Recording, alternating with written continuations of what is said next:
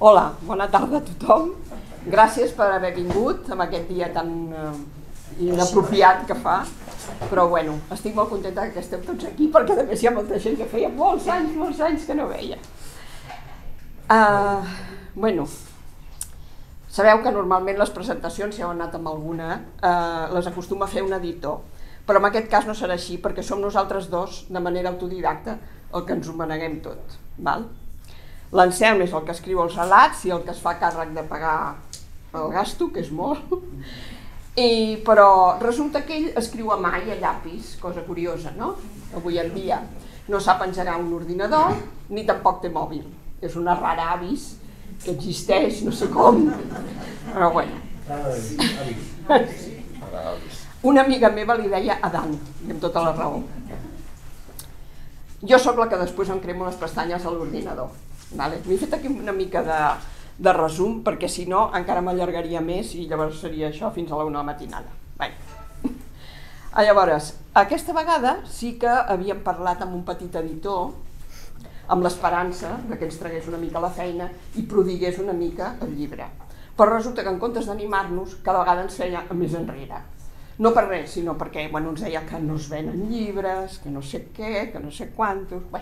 I total, que al final vam decidir, perquè quan comptàvem les coses que havíem de fer, les presentacions les havíem de muntar igualment nosaltres, cridar la gent, o sigui, la despesa també era la mateixa, i al fi i al cap ell només es posava allà a fer mono, i vam dir, bueno, ho tornem a fer nosaltres. I és veritat, ja queden pocs lectors, i fins i tot moltes llibreries estan tancant, tristament. Allà a Tarragona n'han tancat dues molt importants que hi havia, a la Rambla de Tarragona, i les han tancades. Ja sabem, el poder de la imatge televisiva i de les xarxes està engollint els llibres, sobretot els del paper. Les grans editorials avui en dia només aposten per posar a la venda llibres de personatges famosos del moment, encara que no siguin escriptors, perquè amb un bon corrector de gramàtica i d'estil ho solucionen. Per tant, la majoria dels autors dels llibres d'avui són actors, presentadors, periodistes, polítics o tertulians dels programes de televisió, etc. Després un bon màrqueting fa la resta. Els bestsellers del moment, ja ho sabeu, són la novel·la històrica, tipus La catedral del mar, o la novel·la negra, majoritàriament de països nòrdics, i tot allò avui en dia relacionat amb el procés. La independència, les urnes, ara només es venen llibres sobre això. L'1 d'octubre, bueno, en fi.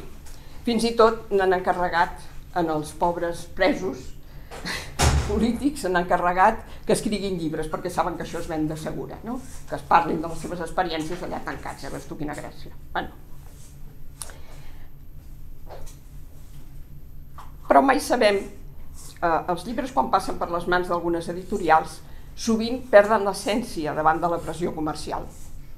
Mai sabem si les paraules que llegim són les que realment l'escriptor hauria volgut, si el llibre era així de petit o era més gran, si a la millor li han fet treure frases o paràgrafs que potser eren els que més ens haurien agradat a nosaltres.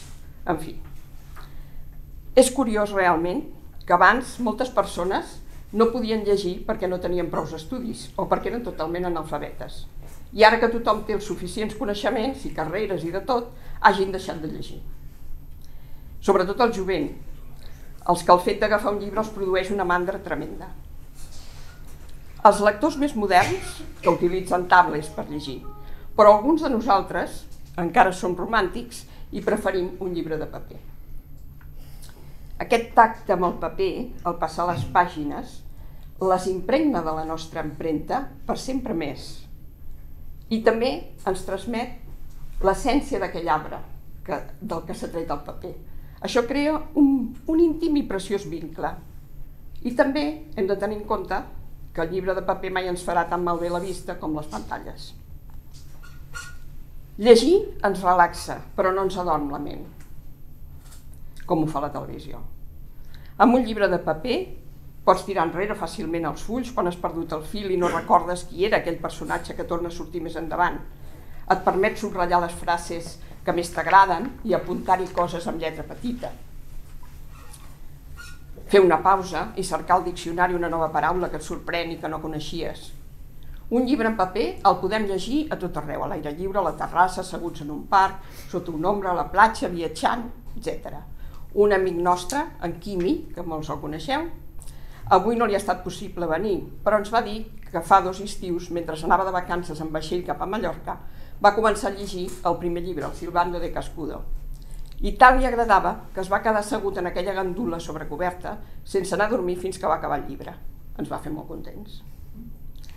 Amb un llibre, evidentment, pots llegir mentre viatges.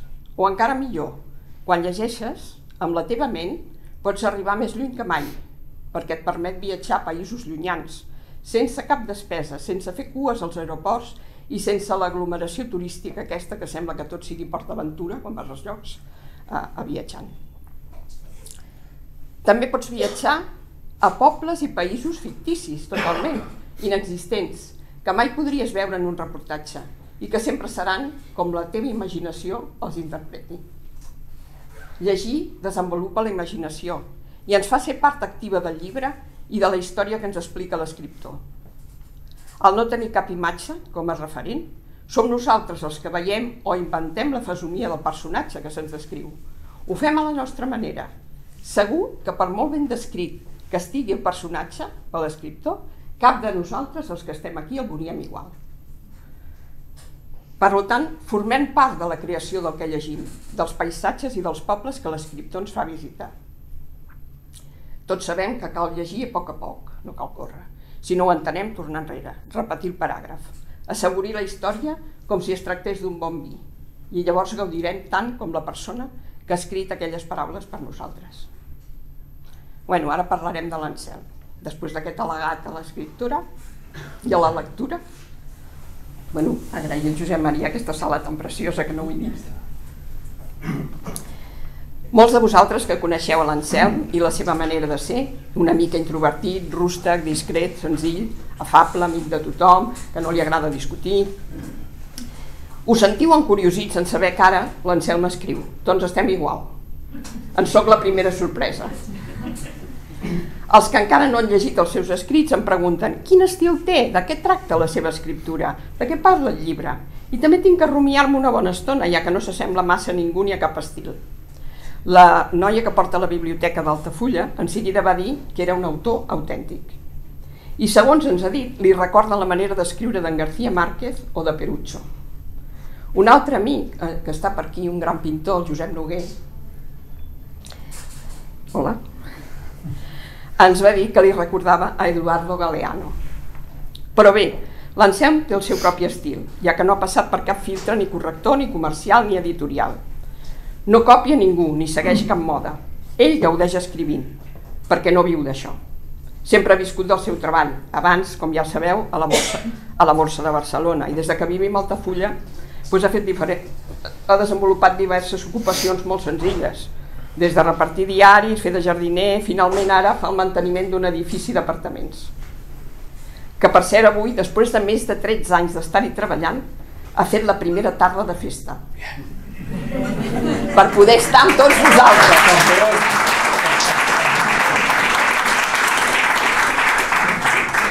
Va costar de convèncer, És bo, aquesta és bona. Aquesta sí. Curiosament, sempre havia somiat fer de faroner i justament a l'hivern, allà on treballa, sembla que hi visqui en un far. El silenci, les ones, l'avançament de les hores fosques i els pocs vilatans que hi viuen a la temporada del fred fan que disposi, acabada la tasca, d'algunes hores tranquil·les per poder escriure en solitud.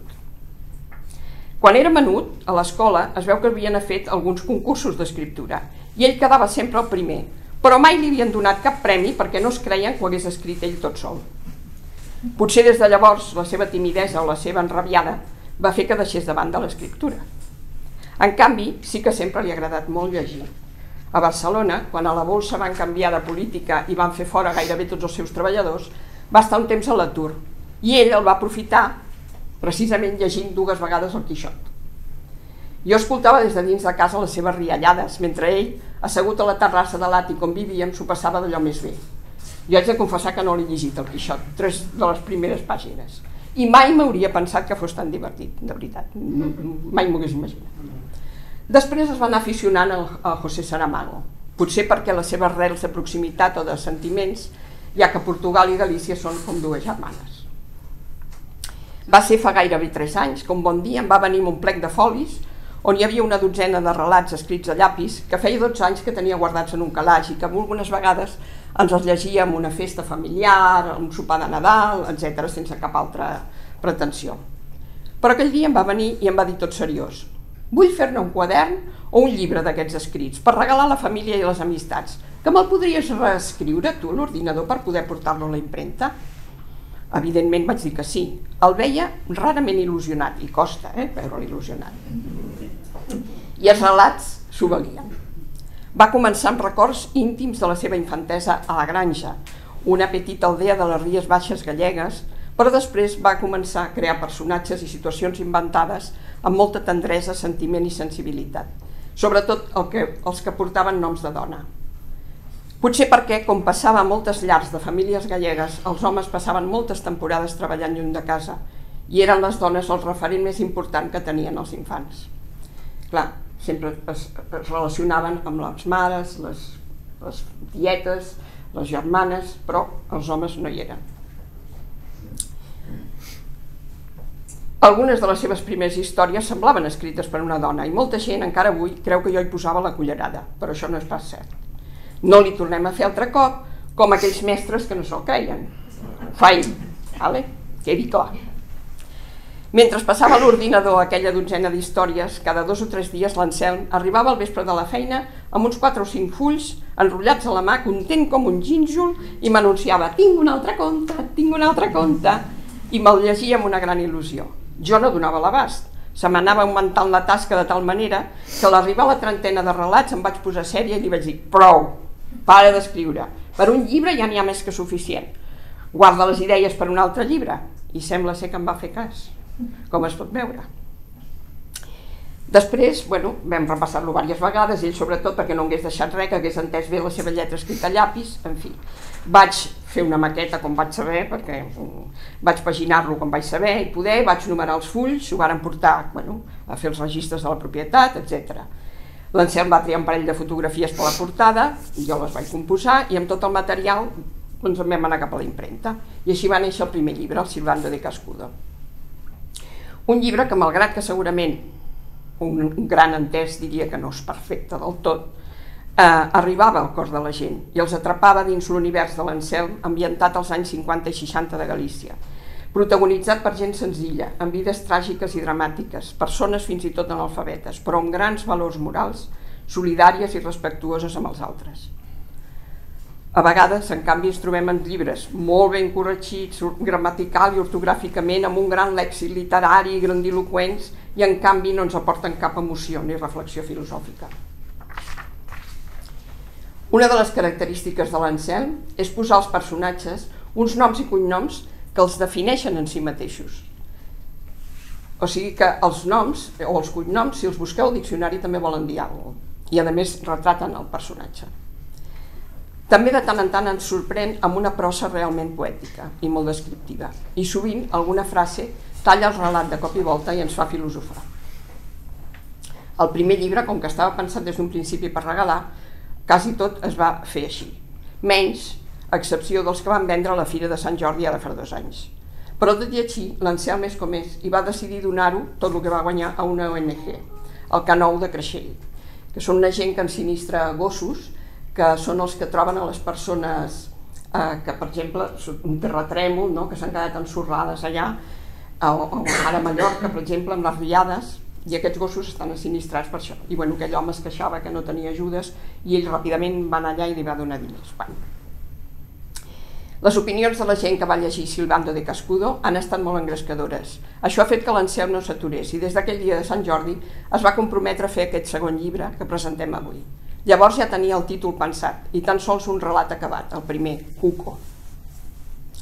En aquest segon llibre, Agua Seca, tots els relats són absolutament inventats, ja no hi ha res del que li va passar a la seva infància. Malgrat que hi ha també intrínsec al món interior de l'Anselm, la seva terra i una mica d'ironia o retranca gallega. Hi ha històries d'una gran imaginació, fins i tot n'hi ha una força surrealista, que a mi és un tema que m'agrada molt, el surrealisme, que s'anomena fragata. Jo ignorava que una fragata, a banda de ser una embarcació, també era un ocell. O sigui que també ens fa prendre noms d'ocells i coneixent alguns dels que no n'hem sentit parlar. Malgrat que la majoria dels contes estan situats també en aquella època, els 50 i 60, on ell s'hi troba tan còmode, altres ja són més propers en el temps, anys 70 o fins i tot actuals. I aquest cop, a banda de les Ries Baixes i les terres de Ribeira, també ens porta a llogarets gallecs de terra endins, unes aldees precisament que són inventades, això que dèiem de visitar pobles que no existeixen. Unes aldees inventades que formen una tranyina amb noms sorprenents i divertits, al igual que els seus personatges, costums i festes. Són 40 relats i alguns tan llargs que amb unes poques fulles més ja tindríem per fer-ne una novel·la sencera. Segurament un professional, un escriptor professional, d'això en faria 10 o 12 llibres, per separat. Tots porten nom d'ocells, però els ocells no són precisament els principals protagonistes. Els personatges són, com sempre, gent senzilla, però, com diu l'Anselm, cariñosamente singulares. I, sobretot, amb una gran humanitat. Els relats són diferents uns dels altres. N'hi ha de molt dramàtics, com Pigargo o Mirlo. Aquest el volia llegir, però és massa dramàtic per avui. Ja n'hi ha prou amb la pluja. De divertits com Cacatua, de sorprenents com Alcaudón o Verderón. Aquest últim també el volia llegir, que està dedicat al nostre nebot Víctor, que es va salvar miraculosament d'un accident terrible de moto, però en farem un altre, llegirem un altre, perquè és més divertit, són 3 personatges i queda millor, i és més entretingut. També hi trobem personatges que s'agafen a la venjança per rebre la deguda justícia a Petirrojo o Gallina. Hi ha assassinats intrigants a Mochuelo, històries com a Bobilla en contra del maltracte als animals, tristes realitats colpidores i incomprensibles a Pajarillo, que està dedicat a una noia que tristament es va suïcidar. En el darrer conte, Còndor, que és el que llegirem, ens fa travessar l'oceà amb les ones d'una emissora de l'extraradi de l'Uruguai.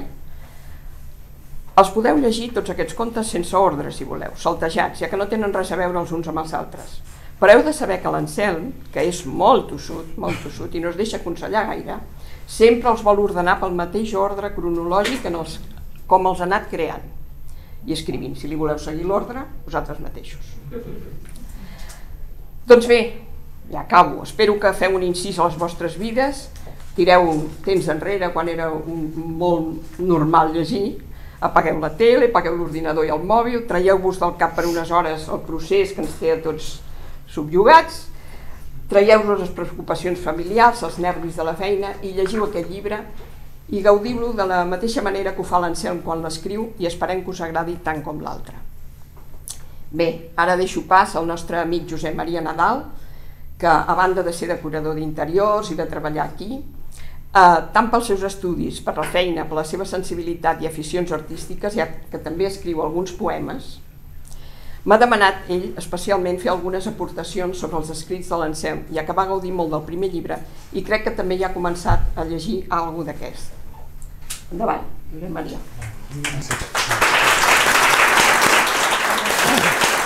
Bé, bona tarda. En primer lloc, volia fer un comentari respecte a l'Anselm, també alguna de la seva obra, perquè m'he llegit el primer llibre i la meitat del segon, o sigui, el primer el vaig llegir fa molt temps, no? Llavors, hi ha una cosa molt curiosa que algunes vegades ens passa, no? Tens uns amics, que fa molts anys que els coneixem, curiosament jo amb ells els conec, crec des que teníem 18 anys i tots aquí tenim uns 60 anys, no? O sigui que imagina't si fa temps que ens coneixem, no? Amb temps que hem tingut més relació o menys, com passa a vegades per circumstàncies diverses, no? Però bueno, el més curiós del cas, que això ens passa sovint a tots, és que d'un amic que el coneixes de fa molts anys, de sobte, tens l'efecte sorpresa que hi ha algunes virtuts especials, uns hobbies, unes dèries i tal, que tu no tenies ni idea, o sigui, i això és sorprenent i ens passa sovint, sobretot en temes més aviat, qüestions més aviat artístiques, anem a dir, no? I aquí és el primer efecte que vaig tenir, igual que ha comentat ella, també fins i tot la seva companya, no? La seva senyora. Bé, dius, hòstia, el primer efecte va ser sorpresa, perquè també ja fa bastants anys, un dia estant a casa seva a Altafulla, una d'aquestes quartilles me'n va llegir un i ja em vaig quedar garrativat, no?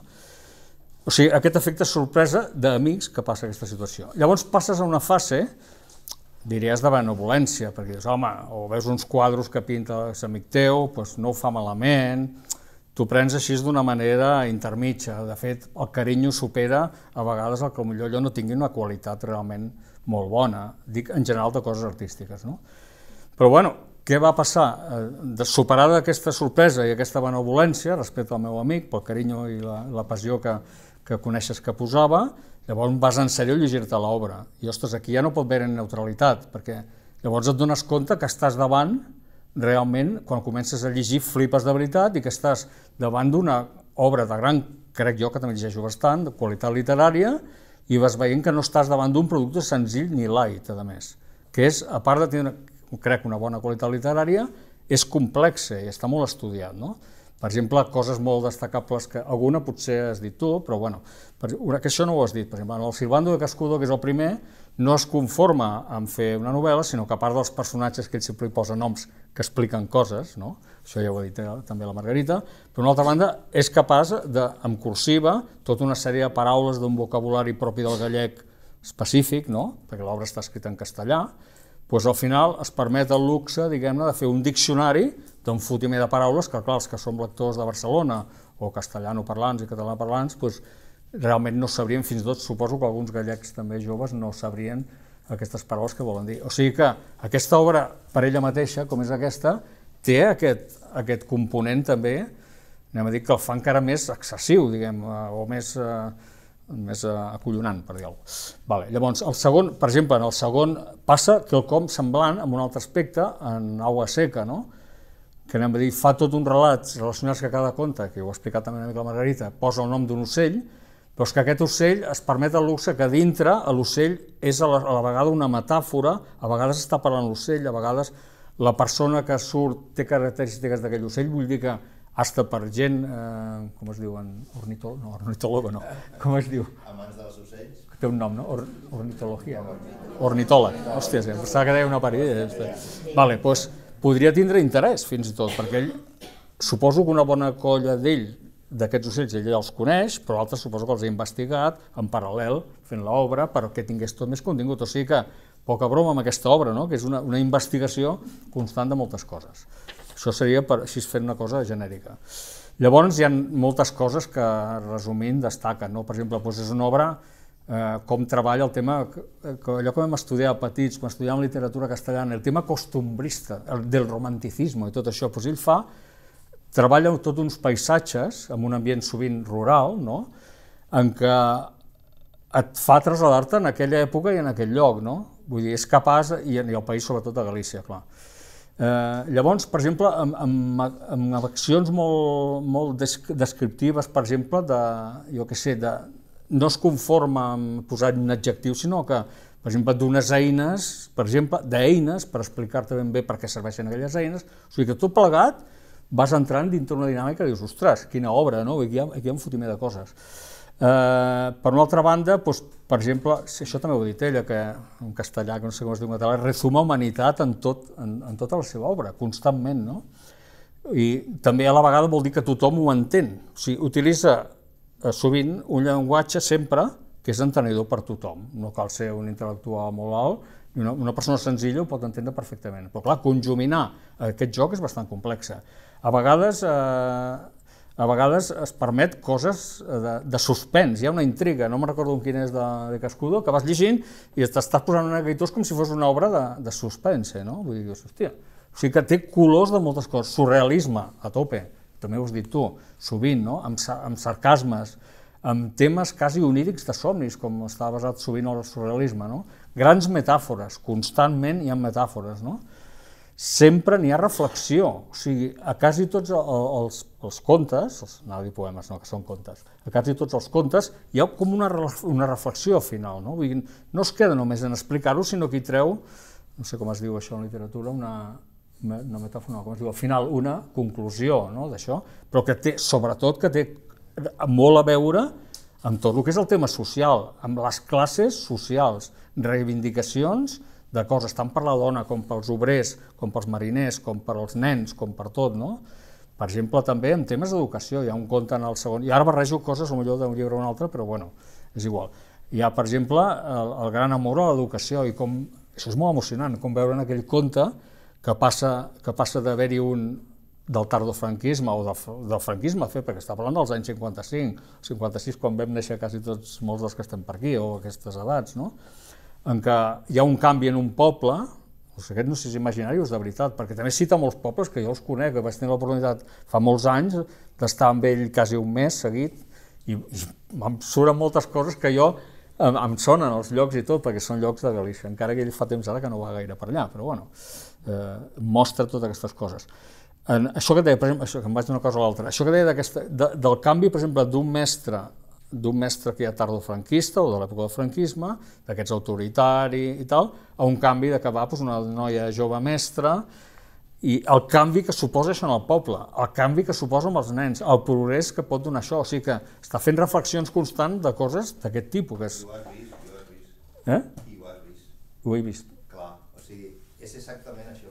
És veritat, això és veritat el que dic, no? Tu després ho diràs si és cert o no. Però és que és molt, per això dic que el confereix a una obra que no estàs davant d'una obra qualsevol. No, és molt maco perquè és un canvi d'aires. Clar, és aquest canvi d'aire, aquest aire nou que... Exactament, i això ho aconsegueixen en aquella mestra, però esclar, és un respecte enorme en els nens, en l'educació, també fa hincapié, com es diu en català, d'explicar lo important que és l'educació, però com això surten un fotimer de coses, amb aspectes diferents socials i tal, no?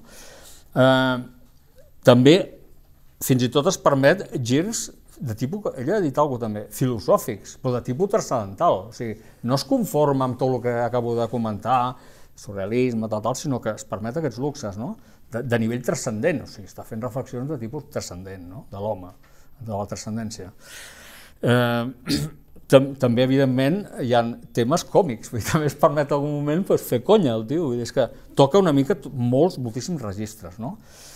Ja no diem que abans m'he saltat una cosa que volia dir, sobretot també de la natura, en què sempre està integrada com a ressò de la pròpia vida o de l'existència humana, no? Aquest fons de la natura sempre és bàsic, però per donar el suport, sobretot ara que sovint vivim d'esquena amb ella, no?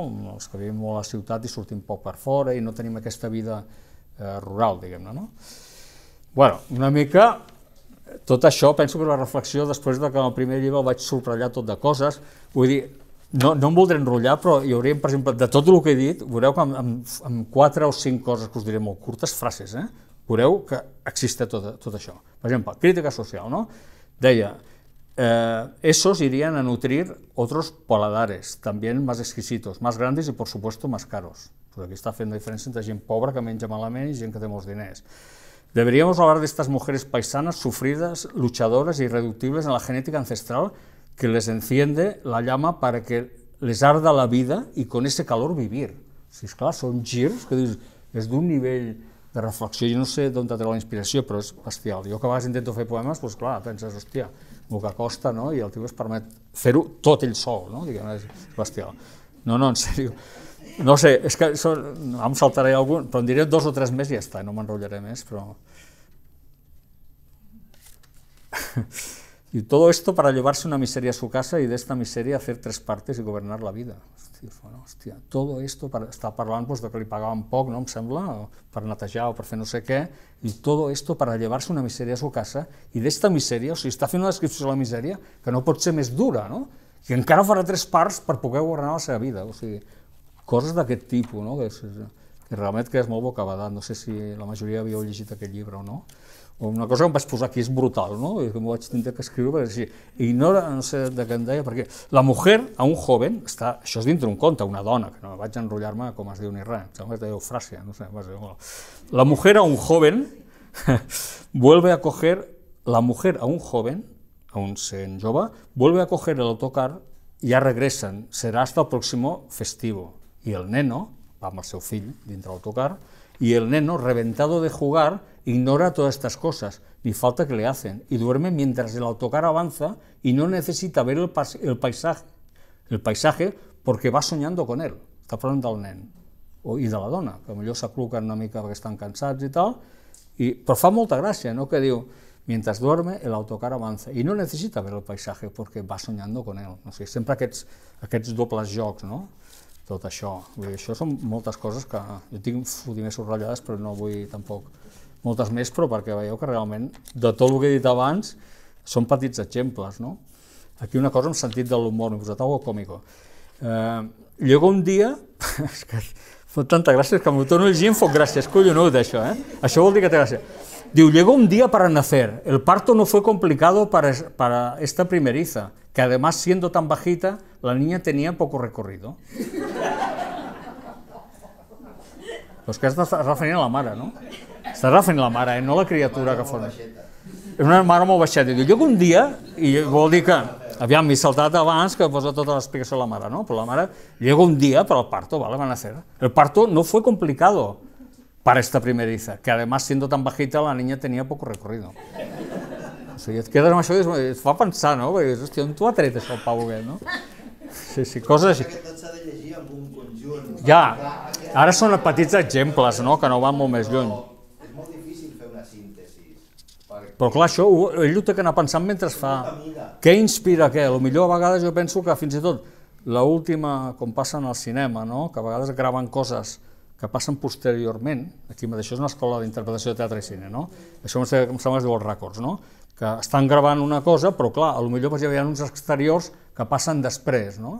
Els actors tenen que saber fer el rècord perquè aquell personatge, aguantar-lo abans i després, fins i tot gravar coses posteriors, coses abans, les gravaran abans, per exemple, perquè els hi va millor pels dies de rodatge que unes altres escenes que estaran al revés, no? O sigui, llavors sembla a vegades que jo crec que hi ha vegades que fins i tot, o millor un final l'inspira, es té el final i l'inspira tot el conte. No ho sap, potser no ho sap ni ell. Després ens ho explica. Això, però vull dir que ja passen moltes coses d'aquestes. Ja un o dos més i ja acabo, de veritat. Per exemple, diu, aquest ja són un parell d'aquests d'Agua Seca que no he pogut, em va donar el llibre aquest fa només 10 dies, i no he pogut més que llegir la meitat. Vull dir, perquè és un totxo això, hi ha 400, no sé, 440 contes, vull dir, no t'ho acabes en un moment. Jo li volia fer 2 llibres, però em va dir, ostres, doble gasto, no pot ser. Que volia fer, quan parles de mar, un llibre, i quan parles de muntanya, un altre, però no hi va haver manera. Però hi ha aquestes coses comparatives, no? Diu, per exemple, està parlant d'un mariner, ell té moltes coses del mar i mariners i tal, tipus de mariners. Diu, luego, levántate, invitó a marinero a tomar aguardiente en la taberna de Amancio, el hombre que amansaba las voluntades con el exquisito licor que destilaba gota a gota, artesanalmente, como mismo sudor del trabajo cotidiano, no? O sigui, aquí està, ostres, aquesta enganxar una cosa tan descriptiva d'una manera i a vegades la part aquesta altra. Ja em sembla que és l'últim o penúltim que llegeixo així d'un trosset que m'ha cridat l'atenció, per reforçar tot el que he intentat dir abans, no? O, no sé, les estava haciendo bramar las tripas. Bueno, no fa gràcia, vull dir, aquí tenia que explicar una mica més, si no potser no s'entén. Sí, aquí per exemple diu d'una dona, també la Rula, no? És una dona, diu, una figura esbelta y erguida, vistiendo tonos grises, se acerca, es la Rula, que viene de la matinal misa acompañada de su soledad. És una dona que em sembla enviudat o estava sola? No, és soltera. Soltera. Soltera i sempre va sola. Però bueno, clar, sí. Diu, hòstia, vull dir, sempre aquest... No pots fer trossos petits perquè s'ha de llegir. Sí, però bueno, era per una mica il·lustrar tot el que he dit abans, no? Per il·lustrar una mica... Bueno, aquí tenim a la Conxita, que també ha llegit part del llibre, el primer també se'l va llegir, i en l'altra presentació que vam fer a Altafulla va estar sentada aquí en aquesta taula. Jo em pensava que avui també vindria amb els seus apunts i no els ha portat perquè es pensava que no la cridaríem. Llavors, si vols dir alguna cosa... Estem entre amics, Estem entre amics. Estic molt content d'estar entre amics, és fantàstic, és una ocasió extraordinària. Extraordinària. Digues alguna cosa, Conxita. No, és perquè ha dit el Josep Maria, a mi m'ha agradat molt. Que tens raó, diguéssim... Crida una mica més, crida una mica. Mira aquí, no? Que tens raó. Mira aquí. No, que tienes razón, Anselmo, que és difícil, no?, extreure amb una frase fer-se la idea del conjunt, no? I sí que és veritat que hi ha tota aquesta part d'univers, diguéssim, que per això et diuen que si recordes a autors, però jo pel que em dóna la sensació, no tant per estil o per alguna cosa, sinó per univers propi. O sigui, que és el que comentava l'Helena, que deia, un autor és algú que té un univers propi, o sigui, que allò que et va explicant pot ser de manera diferent, però queda com amb una atmosfera, amb una manera de fer. Però el que ha fet ell és molt interessant perquè jo crec que està intentant, d'alguna manera, destacar aspectes que et sobten, perquè amb altre tipus de literatura, almenys jo, no he trobat aquests contrastos, no? Contrastos d'humor, contrastos de verdades com puños, diguéssim, que estàs en un relat que dius, bueno, això, no, pues és una història, que sí, que... I de cop, pamba, no? I expliques algo, o dices una frase, no? Que dius, ostres, però això va més enllà. O et quedes garrativat, sí. O el tema de la prosa poètica, o sigui, jo, el llibre aquell de la senyora que el pigargo li roba el nen, o sigui, a veure, la primera frase del llibre, no. Sí, pots explicar-ho. Pots explicar perquè jo ja me l'he llegit com 5 o 6 vegades i cada vegada ploro. No, el conte aquest, o sigui, soc addicta. A veure, potser perquè treballo amb dones que potser han perdut el seu fill, val? I a vegades els homes sí que es fan el càrrec, però jo crec que fins que no neix el nen se'n fan menys el càrrec. Jo estava pensat que podia ser útil, diguéssim, per donar, o sigui, veure aquesta vieja desdentada que es queda amb el trauma aquest, no? O sigui, no sé, té moltes coses que el fan molt sensible. Jo comentava en el dia aquest que podia arribar més a les dones perquè hi ha molt aspecte de molta sensibilitat i de molta emocionabilitat. Però com els contes són tan diferents, o sigui que et passa d'un que és tope romàntic, oi? Amb un altre, d'aquells bessons, que, que aquello és una història dura, saps? Llavors jo penso que és molt accessible a tothom, o sigui que arriba molt al conjunt de les persones. I crec que això passa perquè és un llibre totalment essencial, o sigui que connecta amb l'essència, o sigui que d'artificioso, de cosa perquè sí, n'hi ha molt poca. O sigui, aquí tota la gent està sobrevivint o vivint, o sigui, és com, diguéssim, molt lligat a la supervivència, no? I molt lligat a la necessitat de viure i de sentir. O sigui, llavors, jo crec que són tots aquests components que el fan com una mica especial. I l'última cosa que volia dir, que la vaig comentar i llavors també em va donar la raó a l'Helena, que jo li deia, és un llibre que fa molta companyia. Dic, si estàs sol, o sigui, tu pots llegir una novel·la, no? I dius, sí, fa companyia, tota la literatura t'entretén. Però aquest llibre és com si tinguessis algú al costat que t'està explicant alguna cosa, no? I ella deia que perquè l'estil, deia l'Helena, era molt oral. Jo crec que té a veure que l'estil és molt oral, que les relacions entre les persones són molt properes, que els paisatges i els contextos també, diguéssim, són pobles, o sigui, tot dona molt aquesta sensació de proximitat. Llavors, no sé, o sigui, jo li trobo, no sé, suposo que... No, i allò que vas dir aquella vegada també em va agradar molt, que era la intergeneracional, com es diu? Sí. Que era molt intergeneracional, en el sentit que els personatges, o sigui, normalment una novel·la té un personatge principal, no? Que quasi sempre són senyors, majoritàriament, o senyores també, no? Llavors hi ha altres de secundaris. Aquí te'n pots trobar una iaia, que és el personatge principal, com un nen, com moltes dones, com un home, o sigui, diguéssim que es fixa molt en tot el ventall, diguéssim, d'edats, de gènere i de tot. I que suposo que també és una miqueta, inclús, diguéssim, això ho fa més en el Silbando de Cascudo, però, diguéssim, com dona també protagonisme a les coses que ni sienten ni padecen, o sigui, a una piedra, o sigui, et fa veure, diguéssim, el món des del punt de vista de la piedra, que estan allà i que, clar, veu, potser no, o sigui, aquesta part, diguéssim, dic, que segurament l'Anselmo es fixa molt amb tot, o sigui, es preocupa per tothom i potser això fa que se li ampliï molt no sé, el panorama, no?, de possibles personatges. No sé. Bueno, si us sembla, passem a llegir el conte i després ja podeu preguntar-li el que vulgueu, ell que s'expliqui com imagina els contes, què l'inspira, etc, etc.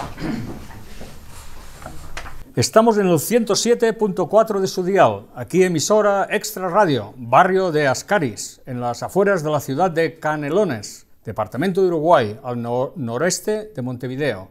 Les habla Eduardo Envite. En nuestro programa de hoy entrevistamos a doña Justa Prudencia a secas, escritora por vocación y que tiene la amabilidad, cada vez que publica un libro, de conceder una entrevista a esta radio, tan insignificante del barrio de Ascaris. Doña Justa Prudencia no quiere perder sus raíces y de tanto en tanto vuelve al barrio de su juventud para ver cómo, con el paso de tantos años, sigue creciendo de lo más elemental.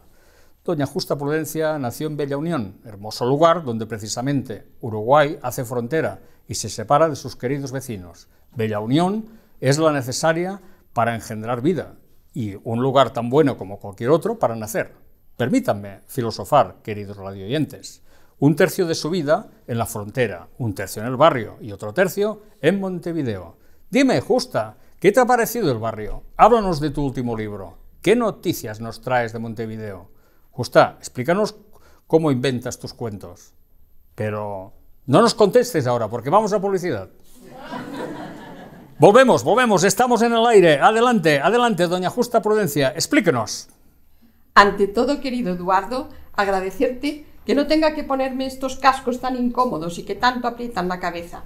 A mi edad, estar cómoda es un lujo. Te conservas perfectamente, permíteme. Claro, pero voy camino de los 90. Ahora, y sin ánimo de rectificarte, diré que ningún medio de comunicación es insignificante. Todos aportan su granito de arena. Radio Ascaris era necesaria, o como la llamáis vosotros, la emisora del extrarradio. Una apuesta por tu parte, un envite del que te estás zafando bastante bien, señor director. Te diré, yo conocí el barrio 60 años atrás, cuando era un asentamiento de chabolas y se llamaba Agrupación San José Obrero. Se hacía misa los domingos en descampado y los miembros de la iglesia y las personas de buena fe que les acompañaban explicaban lo que era una agrupación, lo bueno que era ser como un San José y sobre todo el orgullo de ser obrero. Hermosos discursos, pero había bien mirado un 95% de paro en el barrio de Chabolas. Nos defendíamos como podíamos. La palabra reciclaje no se había inventado todavía, pero sí su uso. Las chabolas crecieron hasta ser barracas. Llegamos a las 6.000 personas. Fundamos la escuelita, de la que fui maestra por no sé cuánto tiempo. Los mejores años de mi vida los pasé en la escuelita. Hoy somos el doble, 12.000. ¿Cómo crecen los pobres? Y que lo digas, querido Eduardo.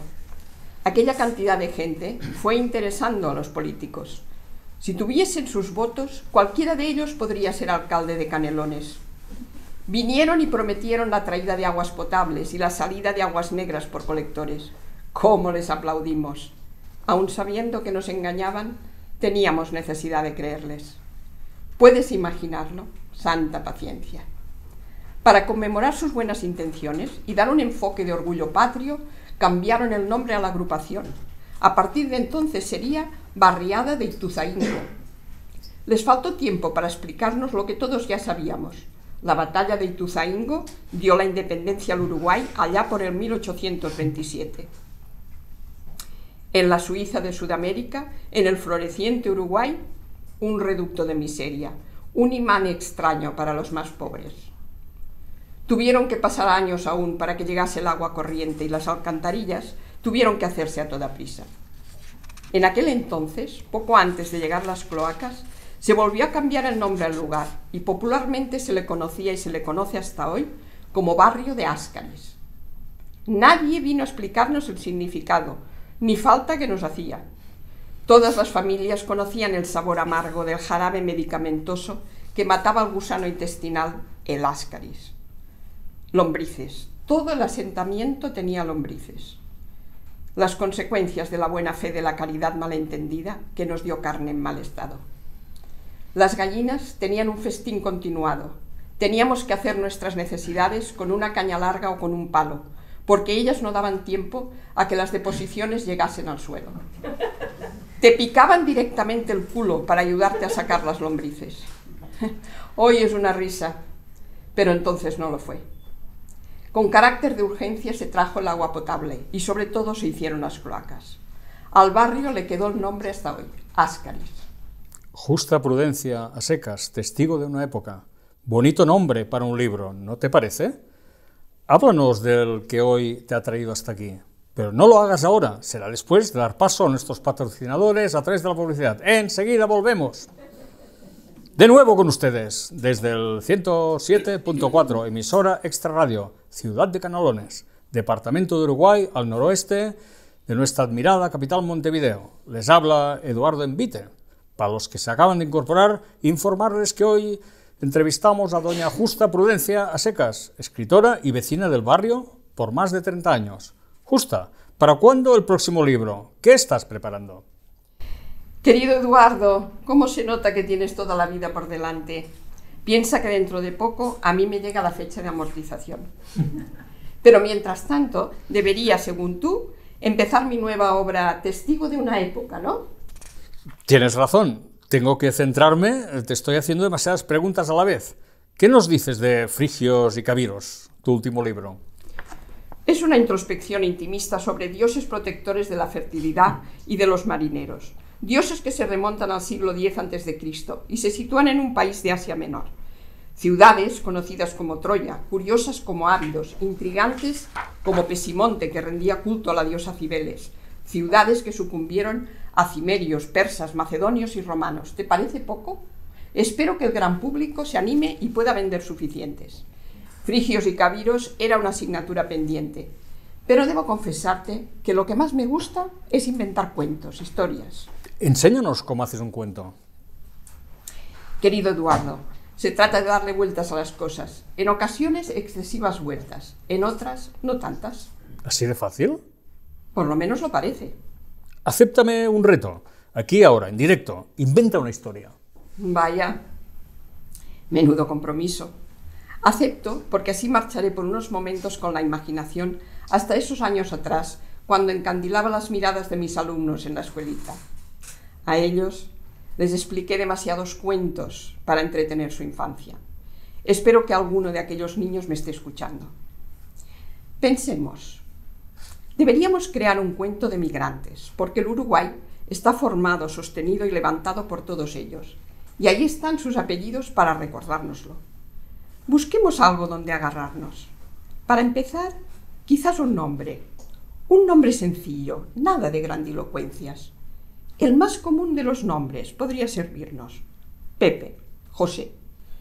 En ocasiones, un nombre sencillo esconde un personaje extraordinario. Normalmente busco que el nombre y el apellido signifiquen algo, formen parte del oficio o del carácter de quien lo lleva. Si nuestro José se apellidase Gudari, sabríamos que es vasco y además que en euskera significa soldado. Por parte de madre podría ser Altolaguirre, lo cual no es poco. José Gudari Altolaguirre es vasco y además sindicalista.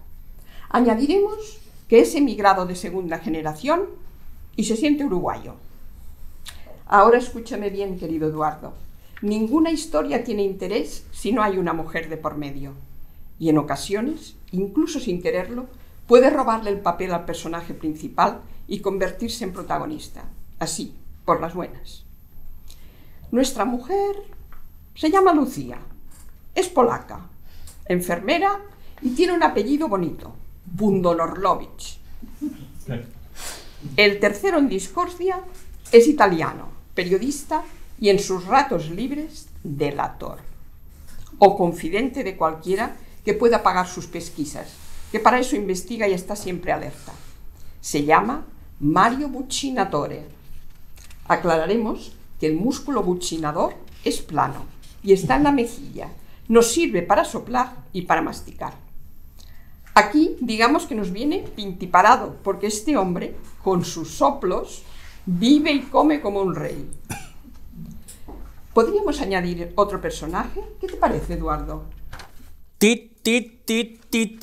Discúlpame, no sé los oyentes, pero yo estoy intrigado con lo que nos pueda deparar esta historia.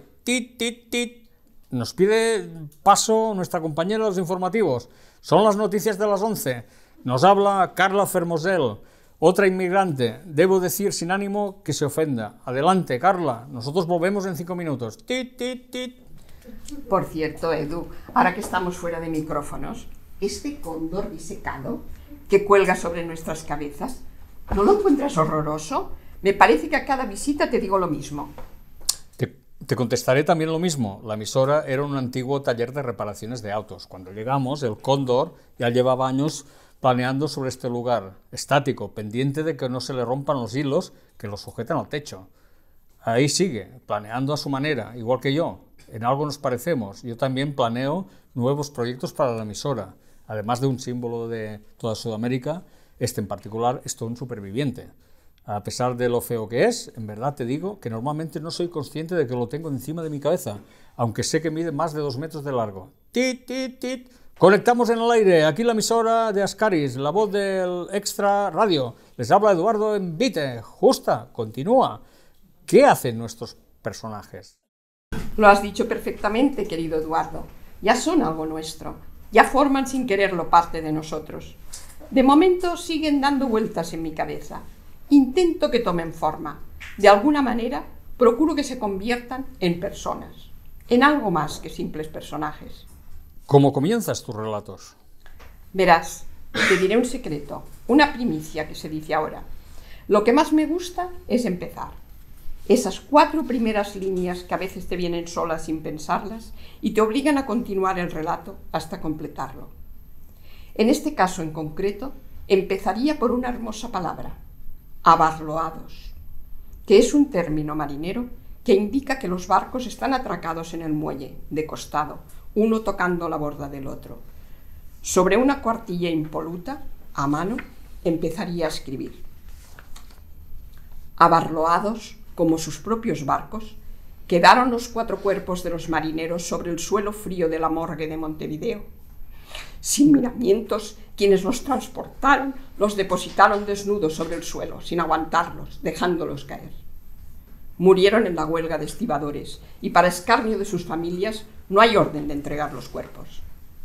Lucía copió sobre un cartón los datos de cada uno. Luego, para identificarles, se los pondría colgando del dedo pulgar del pie izquierdo. Uno de los cuerpos le activó un mecanismo profesional, una especie de instinto.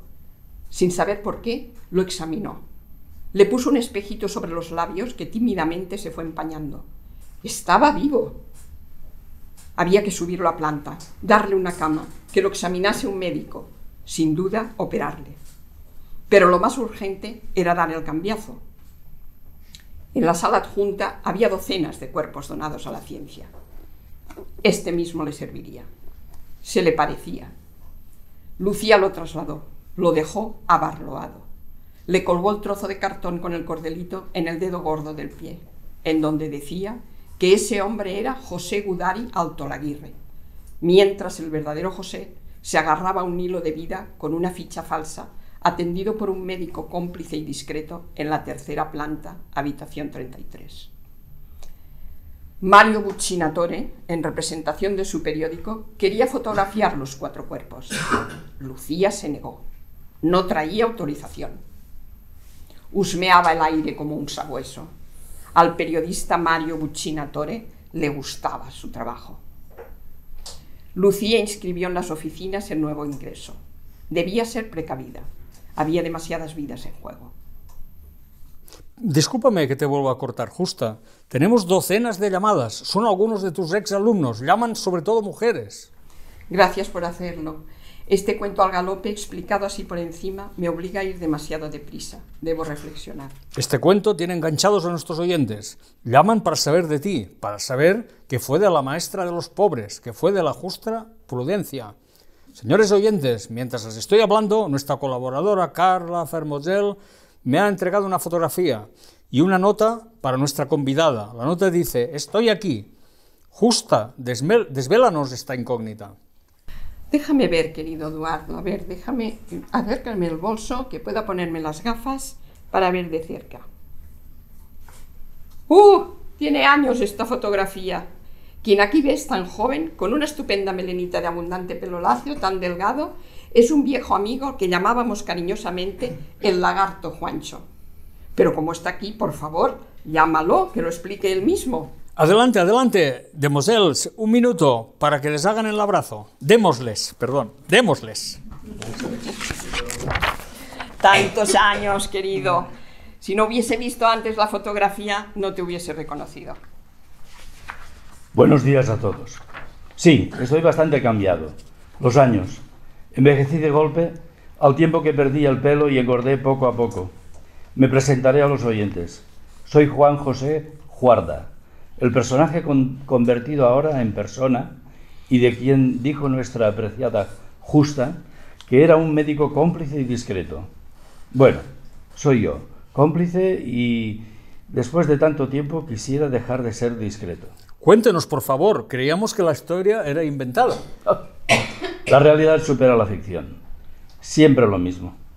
Siempre lo hizo. Mi apellido Juarda hace alusión a la suciedad del paño mal desengrasado. Pensé que Justa se lo apropiaría para alguno de sus personajes de novela, pero veo que no ha sido así. Si volviésemos a aquel día, encontraríamos a un joven doctor Juarda, fanáticamente politizado y consciente de que se jugaba la vida, aunque fuese por una causa tan noble.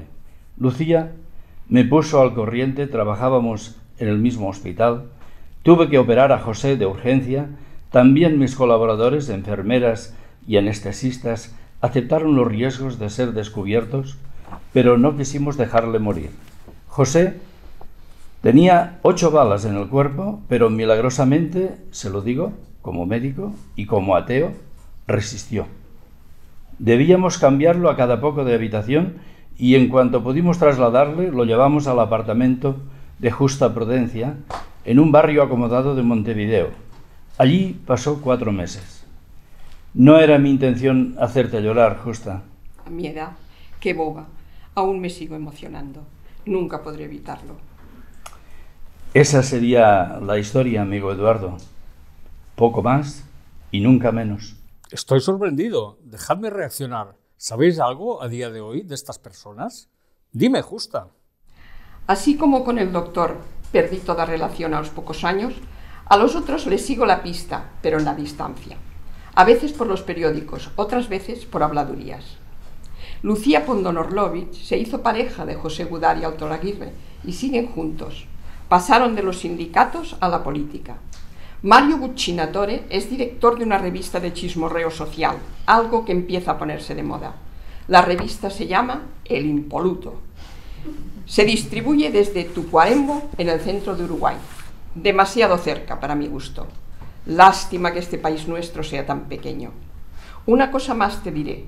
Conviene no perder de vista a este José, porque tal vez un día pueda ser como el ceibo, emblema de nuestra nación, o quizás, figúrate, bendita imaginación, presidente de nuestro país. No tenemos más tiempo, debemos conectar con los servicios informativos.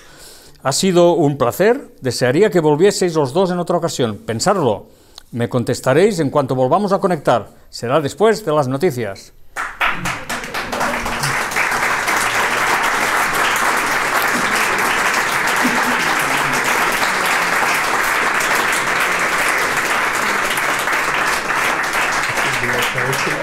Aquest conte està inspirat en José Mujica. Ara, sisplau, passes tu aquí. No. I a algú se li ha acudit la balleta aquesta qui és? La balleta aquesta que explica, a algú se li ha acudit qui pot ser? Això ho deixem un moment. No, home, és molt fàcil. Tots els personatges... Posa't aquí. ¿Tiene el pelo blanco? Tiene el pelo blanco y escaso. Bueno, más o menos todos los personajes soy yo. O sea, hablo como los niños, pienso como las piedras, hago hablar a las camisas y bueno, y es así. Que explica com escriu el conte. Bueno, más o menos hay también otros cuentos que son otros escritores y siempre soy yo, más o menos, dándole unas vueltas de un lado o del otro, pero siempre soy yo, poco más o menos. Bueno, este cuento a mí particularmente me hace mucha gracia, porque un día me enteré que al presidente de Uruguay le habían pegado 8 balazos. Sí, y se me ocurrió automáticamente este cuento. Es una cosa muy curiosa. A veces me preguntan, ¿cómo se te ocurre? ¿Qué haces para inventar los cuentos? ¿Cómo te documentas? Me preguntó mi amigo el cámara, Joan Carles Ambrojo. Joan Carles Ambrojo me preguntó, ¿cómo te documentas? Y yo le contesté, es que lo tengo vivido. Es que me acuerdo de las cosas. Me acuerdo completamente de las cosas, de cuando era pequeño, de las cosas que hacía con mi hermano. Él no sé si se acuerda. Él no se acuerda para nada, es un pasota. Pero yo estoy ahí metido y dándole vueltas a las cositas y mira, esto es lo que hago. A veces un solo nombre, a veces, por ejemplo, hay uno de los cuentos, América. Un día, hablando, me dijeron un nombre, América, un nombre de una mujer. Y me hizo tanta gracia que una mujer se llame América, que digo, tengo que hacer un cuento para esta mujer que se llama América. Y de verdad es precioso, no es que lo diga yo, pero es que me gusta. Y yo qué sé, Anilla, por ejemplo, que es mi queridísima amiga Ana, que yo siempre le llamo Anilla. Y un día quería hacer un cuento de porcelanas, y Ana y Loza y porcelanas, y digo, Ana, Anilla, y el primer nombre que me salió fue Anilla. Es uno de los cuentos también de este, yo qué sé, preciosa. En el primer libro hay muchos nombres de mujeres, y normalmente los nombres indican algo, una cualidad o una manera de ser o algo, o preciosa, remedios, todas tienen algo que les define también. En fin, fotos, que siempre lo quiero decir y se me olvida. A veces veo una foto y hago un cuento. Es extraordinario, yo tampoco sé cómo lo hago ni qué me llama esto. Hay un fotógrafo gallego que se llama Virgilio y curiosamente se llama Vieitez como yo, como nosotros, de apellido, y es muy curioso que este hombre hacía esas fotos en los años 50 y 60 y 60 y pico, y viendo estas fotos me salen los cuentos. Hay algunos de los cuentos que están hechos. Después hay uno en el último cuento, que es un poco el retrato de mi familia, el retrato de mis abuelos, de mi madre y sus tías, que es el último del Silbando. Y se me ocurrió viendo una fotografía de panes que había hecho una fotógrafa americana que había estado en Galicia unos pocos años antes de la Guerra Civil, que yo siempre le llamo guerra incivil. Y viendo una fotografía de unos panes, se me ocurrió ese cuento. El último de aquí, que además refleja un poco a mi familia, a mi abuela, a mi abuelo, y bueno, lo que hacíamos en el pueblo, aquellas cosas.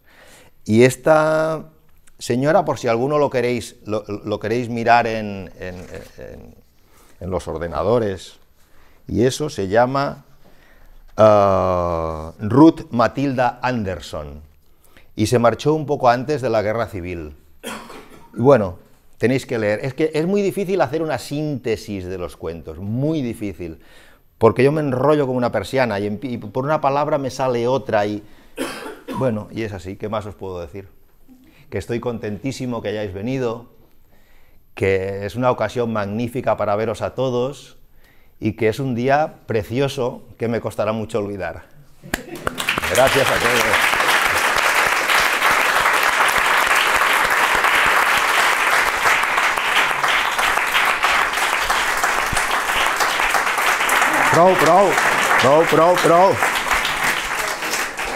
Prou.